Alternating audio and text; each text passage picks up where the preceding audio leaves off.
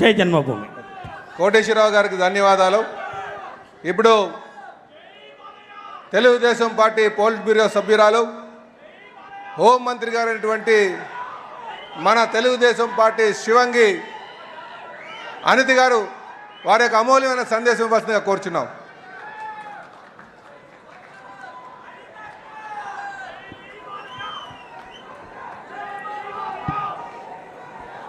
అందరికీ నమస్కారం. జై తెలుగుదేశం. ఈ మాట వింటేనే నీతి నిజాయితీ కలిగిన తెలుగుదేశం పార్టీ గుండెలు ఉప్పొంగాల, అవినీతి పార్టీలో కూరుకుపోయిన మనుషులకి గుండెలో రైళ్లు పరిగెట్టాలా. అది నినాదం అంటే మరొక్కసారి జై తెలుగుదేశం. రాజకీయ చరిత్రలో స్వతంత్రం వచ్చిన తర్వాత నుంచి అణగారిపోయిన తెలుగు ప్రజల అభిష్టాన్ని తెలుసుకొని సంక్షేమం గురించి, అభివృద్ధి గురించి, తెలుగు జాతి గౌరవం గురించి అలనాడు స్వర్గీయ ఎన్టీ రామారావు గారు పెట్టిన ఒక పార్టీ, అదే ఒక చరిత్ర, అదే ఆ తెలుగుదేశం పార్టీ. ఆ పార్టీ పెట్టి ఈ రోజుకి కూడా తెలుగు ప్రజలు గర్వంగా నిలబడేటట్టుగా చేసిన ఆ మహానుభావుడికి మనందరి తరపున ఘన నివాళులు అర్పిస్తూ ఈరోజు అదే తెలుగుదేశం పార్టీ ఆశయాలకు అనుగుణంగా ఒక తండ్రి స్థానంలో ఉండి ఎన్నో ఒడిదుడుకులు ఎదుర్కొన్నప్పటికీ కూడా, ఎన్నో అవమానాలు ఎదుర్కొన్నప్పటికీ కూడా, ఎంతోమంది ఎన్నో మాటలు అన్నప్పటికీ కూడా తెలుగుదేశం పార్టీ కార్యకర్త గురించి, తెలుగుదేశం పార్టీ నాయకుల గురించి, కార్యకర్తల గురించి, తెలుగు ప్రజల గురించి నేనున్నానని అన్ని అవమానాలు పడి కూడా మీ అందరి గురించి అవమానాలు పడినా కూడా చెక్కు చెదరని చిరునవ్వుతో మన ఎదురుగా నుంచిన మన నాయకుడు నారా చంద్రబాబు నాయుడు గారికి పాదాభివందనం చేసుకుంటూ, అదేవిధంగా ఈరోజు తండ్రికి తగ్గ తనయుడు, తాతకి తగ్గ మనవడు అంటుంటా. మొన్నైతే తండ్రికి తగ్గ తనయుడని చాలా సందర్భాల్లో నేను నిరూపించిన నా సోదరుడు లోకేష్ బాబు గారు మొన్న మానవత్వం, తెలుగుదేశం పార్టీ అంటేనే మానవత్వంతో కూడిన పార్టీ అని తాతకు తగ్గ తనయుడిగా మొన్ననే నిరూపించిన తన సొంత ఖర్చులతో అవయవ దానం చేసిన ఒక గుండె మార్పిడి విషయంలో ముందుకొచ్చి నడిపించిన వ్యక్తి నా సోదరుడు అని గర్వంగా చెప్పుకునే మా జాతీయ ప్రధాన కార్యదర్శి నాలా లోకేష్ బాబు గారికి, అదేవిధంగా రాష్ట్ర పార్టీ అధ్యక్షులు పల్లా శ్రీనివాసరావు గారికి, ముఖ్యంగా ఈ వేదికను అలంకరించిన అతిరథ మహారథులు. ఇందులో నేను చాలా చిన్నదాన్ని, ఎందుకంటే 83వ సంవత్సరం నుంచి కూడా తెలుగుదేశం పార్టీ గురించి ఎన్నో త్యాగాలు చేసి ఈ రోజుకి ఇక్కడికి తెలుగుదేశం పార్టీ ఉంటే మనం ఉన్నామనుకునే విధంగా ఉన్న తెలుగుదేశం పార్టీ నాయకులందరికీ కూడా మరొకసారి శిరస్సు వంచి పాదాభివందనం చేస్తూ, తెలుగుదేశం పార్టీ కార్యకర్త, నా కోసం పుట్టిన పార్టీ, నా జాతి కోసం పుట్టిన పార్టీ, నా కుటుంబం కోసం పుట్టిన పార్టీ. ఈ పార్టీ జెండా ఎన్ని ఒడిదుడుకులున్నా కూడా కిందన పడకూడదు అని, పడే సందర్భం వచ్చినా కూడా కిందన పడనివ్వకుండా 2 చేతులతో ఒడిసి పట్టుకొని ధైర్యంగా గుండె నిబ్బరం చేసుకొని గుండెని చీల్చుకుంటూ బయటకు వచ్చిన జెండాను పట్టుకున్న ప్రతి కార్యకర్తకి కూడా పేరు పేరున శిరస్సు వంచి పాదాభివందనం చేస్తున్నా. ఎందుకంటే ఈరోజు తెలుగుదేశం పార్టీ బలగం తెలుగుదేశం పార్టీ కార్యకర్తలే. ప్రతిసారి తెలుగుదేశం పార్టీ అధినాయకుడు మా నారా చంద్రబాబు నాయుడు గారు చెప్తుంటే ఒక్కొక్కసారి నాకు 12 సంవత్సరాల రాజకీయ అనుభవం, ఈ రాజకీయ అనుభవంలో చూసిన సందర్భాలు చాలా ఉన్నాయి. మేము పార్టీ క్యాన్వాసింగ్కి వెళ్ళినా, ఎక్కడికైనా మీటింగ్కి వెళ్ళినా పెద్దవాళ్ళు 2-3 వచ్చి ఏదైనా పెన్షన్ అడుగుతారేమో, లేకపోతే ఏదైనా హౌసింగ్ స్కీమ్ అడుగుతారేమో అనుకుంటే నా దగ్గరకు వచ్చి చాలా సందర్భాలు, అమ్మ పార్టీ జెండా ఇవ్వమ్మా, మా ఇంటికి కట్టుకుంటానని చెప్పి ఇన్న సందర్భాలు కూడా చాలా ఉన్నాయి.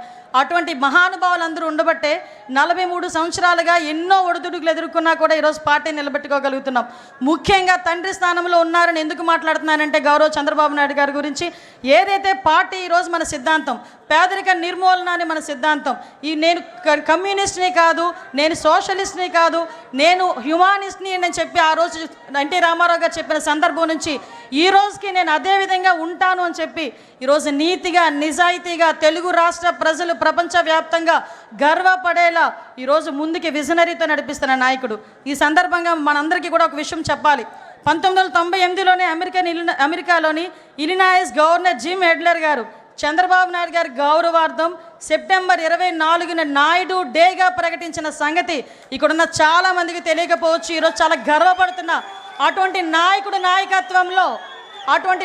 నాయకత్వంలో ఈరోజు ఒక తెలుగుదేశం పార్టీ కార్యకర్తగా నించున్నా కూడా అది జీవితానికి పరమార్థమే అన్న విషయాన్ని ఈరోజు నేను గర్వంగా చెప్పగలుగుతున్నా. మీ అందరికీ తెలియాలి, గౌరవ చంద్రబాబు నాయుడు గారు అంటే మనందరం కూడా చంద్రబాబు నాయుడు గారు ఒక ముఖ్యమంత్రి హోదాలో, ప్రతిపక్ష నాయకుడి హోదాలో చాలామంది చంద్రబాబు నాయుడు గారి దగ్గరికి వచ్చేటప్పుడు నా స్వయంగా నేను చెప్తున్నా, ఈ సందర్భం ఎప్పటి నుంచో చెప్పాలనుకున్నాను కానీ చెప్పలేకపోయా. నేను కూడా చాలా సందర్భాల్లో చంద్రబాబు నాయుడు గారి దగ్గరికి వెళ్ళి చాలా విషయాలు సార్తో మాట్లాడేయాలని చెప్పి మాట్లాడడానికి వెళ్తా. ఏమ్మా అనిత, ఏమ్మా అంటారు, అనిత కూడా కదా ఏమ్మా అంటారు, అనేసరికి మొత్తం మర్చిపోతా. 2 సార్లు అలా వెనక్కి తిరిగి వచ్చా. 3వసారి చిన్న పేపర్ మీద రాసుకెళ్ళి ఏంటో రాసుకొని వచ్చావు అన్నారు. సార్ మిమ్మల్ని చూస్తే నేను అన్నీ మర్చిపోతున్నాను సార్, మరి ఏం పని చేస్తుందో నాకు తెలియట్లేదు, అందుకే రాసుకొని వచ్చాను సార్ అన్నాను. ఆ రోజు నుంచి ఈ రోజు వరకు నా స్వయం అనుభవం ఒకటి చెప్పాలి. ఏం ఆరా పని చేస్తుందో తెలియదు కానీ ఆయన చుట్టూ ఒక్కసారి ఆయన రూమ్లోకి వెళ్ళేసరికి మైండ్లో అన్నీ వెళ్ళిపోతాయి. ఒకటి గుర్తొస్తుంది, అతను మా నాయకుడు, ఆ నాయకుడితో మేము పనిచేయాలి అని ఒకే ఒక థాట్తో మేము బయటకు వచ్చే పరిస్థితి కనిపించిందంటే దట్ ఈజ్ చంద్రబాబు నాయుడు. నేను ఎందుకు చెప్తున్నాను, చాలా గర్వంగా చెప్తా. ఎక్కడున్నారు తెలుగుదేశం పార్టీలో, నేను ఎక్కడికి వెళ్ళినా కూడా ఆంధ్రప్రదేశ్ అనేసరికి బాబు చంద్రబాబు నాయుడు గారు అని అనేసరికి ఎంత ఉప్పొంగుతుందంటే గుండె, అది ఈరోజు మన పార్టీ. అటువంటి పార్టీలు ఈరోజు ఆయన పడ్డ కష్టం గురించి కూడా మీకు చెప్పాలి. రోజుకి ప్రతిపక్షంలో ఉండేటప్పుడు అలాగే కష్టపడతారు, అధికారంలోకి వచ్చిన తర్వాత అంతకన్నా ఎక్కువ కష్టపడే వ్యక్తి. ఎందుకంటే మీ అందరికీ తెలుసు చంద్రబాబు నాయుడు గారు, మాకన్నా బాగా మీకే తెలుసు. కానీ ఇప్పుడు అతి దగ్గరగా చూస్తుంటే చాలామంది అతని వయసు గురించి మాట్లాడతారు. ఏజ్ జస్ట్ నెంబర్ అని చెప్పి నిరూపించిన వ్యక్తి ఆయన. అటువంటి వ్యక్తి రోజుకి 16 గంటలు 17 గంటలు కూర్చున్న వ్యక్తి, మళ్ళీ బ్రేక్లో తప్ప బయటికి లగని వ్యక్తి, ఎన్ని గంటలైనా సమీక్ష చేసి చాలా ఇన్డెప్త్ వరకు వెళ్ళిన వ్యక్తి. ఒకసారి నేను రివ్యూలో కూర్చున్నా, నేను మా డిపార్ట్మెంట్ వాళ్ళందరూ ఫుల్గా ప్రిపేర్ అయిపోయాము, ప్రాబ్లం ఏం లేదు, సార్ ఏమన్నారు ఈరోజు పొగుడుతారని చెప్పి వెళ్ళా. మొత్తం తిరిగేశారు ఒక 10 నిమిషాలు. సార్ అలా చూసి మా వైపు చూసి ఇందులో ట్రాఫిక్ ఇష్యూస్ ఏవి అని అడిగారు. ఆ రోజు నేను డీజీపీ గారు మొహం చూసుకునే సందర్భం. అంటే ఎంత ఇన్డెప్త్కి వెళ్తారో చెప్తున్నా.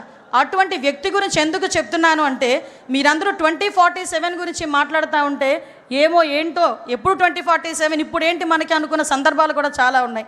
2020 గురించి మాట్లాడేటప్పుడు నేను ఒక స్టూడెంట్ని, ఆ రోజు 2020 గురించి మాట్లాడేటప్పుడు స్టూడెంట్ని కాస్త 2020 విజన్ వచ్చేసరికి ఆయన పక్కన కూర్చొని ఒక మహిళా అధ్యక్షురాలుగా నేను ఆయన పక్కన కూర్చునే పరిస్థితి వచ్చిందంటే అది విజనరీ. ఈరోజు హైదరాబాద్ వెళ్ళినా ఎక్కడికి వెళ్ళినా కూడా చంద్రబాబు నాయుడు గారికి కనిపిస్తారు. ఒక ఐఎస్బీ కానీ, ఔటర్ రింగ్ రోడ్డు కానీ, ఎయిర్పోర్ట్ కానీ, అక్కడ ఉన్న హైటెక్ సిటీ కానీ, ఎక్కడికి వెళ్ళి తలుపు తట్టినా దిస్ ఈజ్ చంద్రబాబు నాయుడు అడ్డా అని చెప్పే పరిస్థితి హైదరాబాద్లో కనిపించింది. మళ్ళా అదే పరిస్థితి రాబోతుంది మన అమరావతిలో. మన అమరావతి చరిత్ర ఉన్నంత వరకు అమరావతి ఉంటుంది. చంద్రబాబు నాయుడు గారు 3 తరాలు చూస్తుంటారు. నాయక మీకు ఒక విషయం చెప్తున్నా, మీరు 3 తరాల నాయకులను చూశారు, 4వ తరం నాయకులను చూడబోతున్నారు. 40 తరాలు వచ్చినా కూడా అమరావతి అని వచ్చేసరికి తెలుగుదేశం పార్టీ చంద్రబాబు నాయుడు గారే గుర్తొస్తారు తప్ప వేరే ఏ నాయకుడు గుర్తుకు రాబోడు. ఇది సత్యం. ఏదో సార్ ఉన్నారు కదా పొగడ్డానికి మాట్లాడలే, నేను చూస్తున్నాను కాబట్టి చెప్తున్నా. 2047 ఒకటే ఒక విషయం చెప్పి ముగిస్తా. 2047 విజన్ పెట్టుకొని 5 సంవత్సరాలు ఈ రాష్ట్రానికి ఎలా చేయాలి, 5 సంవత్సరాలు 2047కి మనం ఏం చేయాలి అని ఇప్పటి నుంచి ప్రణాళిక రాసుకున్న నాయకుడు ఎవరినైనా చూసామమ్మా? మనమే ఇంట్లోనే ఉన్న పద్దులు రాసుకోము, సంవత్సరానికి సరిపడి ఏం కావాలి, ఏం చేయాలి, నా పిల్లడు ఏం చేయాలి మాట్లాడుకోము. నీ పిల్లడు ఏం చేయాలి, నీ పిల్లడికి ఎలాంటి ఉద్యోగం కావాలి, నీకు ఎలాంటి ఇల్లు కావాలి, నీకు ఎలాంటి జీవనోపాధి కావాలని 24 గంటలు లోపల కూర్చొని రాసుకుంటున్న వ్యక్తి అమ్మా ఆయన. అటువంటి వ్యక్తిని మనందరం కూడా ఎంత దీవించాలో ఒక్కసారి ఆలోచన చేసుకోండి.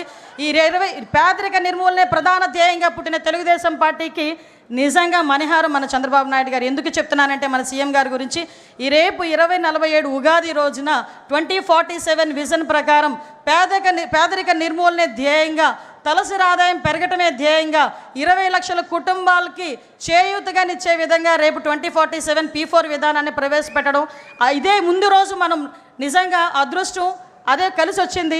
ఈరోజు ఆవిర్భావ దినోత్సవం జరుపుకోవడం, ఈ 2 కోయిన్సిడెంట్స్గా జరిగినాయి. అది ఆయనకి మన పూర్తి సహాయ సహకారాలు మన సీఎం గారికి అందించాలి, మన జాతీయ అధ్యక్షుల వారికి అందించాలి. అదేవిధంగా మనం ప్రతిసారి కూడా ఎలాగైతే ఎన్నిదన్నుగా ఉన్నారో, ఆయన కష్టంలో ఉన్నప్పుడు, నష్టంలో ఉన్నప్పుడు, అవమానం భరించినప్పుడు, ఆయన జైలుకి వెళ్ళినప్పుడు కూడా ఎంతోమంది ఈరోజు ప్రపంచవ్యాప్తంగా బయటకు వచ్చి ఆయన గురించి మాట్లాడి ఆయన గురించి ధర్నాలు చేశారంటే, అటువంటి నాయకత్వంలో మనం ఉన్నందుకు ఒక్కసారి పసుపు జెండా పట్టుకొని గట్టిగా తిప్పాలి. జై తెలుగుదేశం. ఈ అవకాశం ఇచ్చిన ప్రతి ఒక్కరికి కూడా ధన్యవాదాలు తెలియజేసుకుంటూ సెలవు తీసుకుంటున్నాను. జై హింద్. వంగల్పూడి అనిత గారికి ధన్యవాదాలు తెలియజేసుకుంటూ ఇప్పుడు తెలుగుదేశం పార్టీ యువ రక్తంతో నిండిందంటే అది కేవలం తెలుగుదేశం పార్టీ జాతీయ ప్రధాన కార్యదర్శి విద్యాశాఖ మార్చినటువంటి శ్రీ నారా లోకేష్ గారు కారణం సంగతి అందరూ గుర్తించాల్సిన అవసరం ఉంది.